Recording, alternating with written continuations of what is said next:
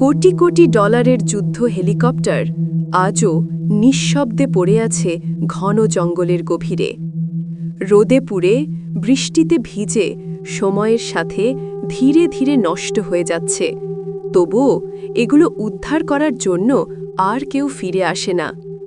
পৃথিবীর অন্যতম দুর্গম বনাঞ্চল পাপুয়া নিউগিনির দূরবর্তী ক্রান্তীয় জঙ্গলে এই হেলিকপ্টারগুলো লুকিয়ে আছে গাছপালা, কাদা আর অন্ধকারের মাঝে। সেখানে পৌঁছানো যেমন কষ্টকর, ঠিক তেমনি এই ইতিহাসকে চোখের সামনে দেখা আরও বেশি আবেগের। যেখানে বাতাসে ভেসে আসে যুদ্ধের ক্ষীণ প্রতিধ্বনি।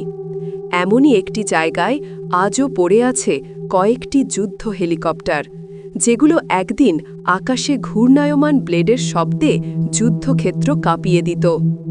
এগুলো সেই হেলিকপ্টার যেগুলো ব্যবহার করা হয়েছিল কঠিনতম সামরিক অভিযানে, কখনো আহত সৈনিকদের উদ্ধার করতে, কখনো যুদ্ধের আগুন নেভাতে, আবার কখনো জীবন বাজি রেখে যোদ্ধাদের পৌঁছে দিতে। কিন্তু যুদ্ধ শেষ হলো, সময় বদলে গেল, আর এই হেলিকপ্টারগুলো রয়ে গেল জঙ্গলের মাঝেই, পরিত্যক্ত, ভাঙা আর নীরব।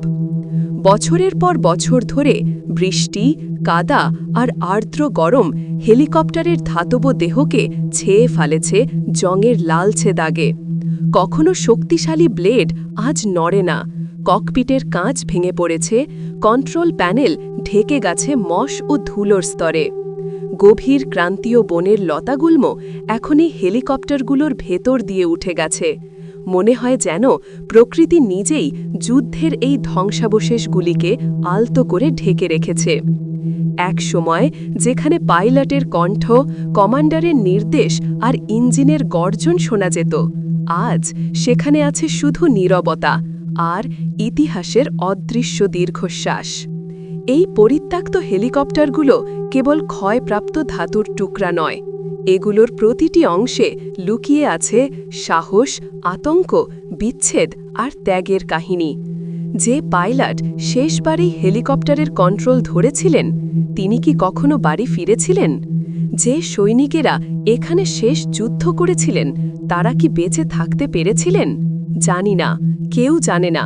কিন্তু এই জং ধরা হেলিকপ্টারগুলো আজও দাঁড়িয়ে আছে সেই হারিয়ে যাওয়া গল্পগুলো বুকে নিয়ে। যুদ্ধ শেষ হয়ে যায়, কিন্তু যুদ্ধের স্মৃতি শেষ হয় না। এই হেলিকপ্টারগুলো তার সবচেয়ে নীরব প্রমাণ।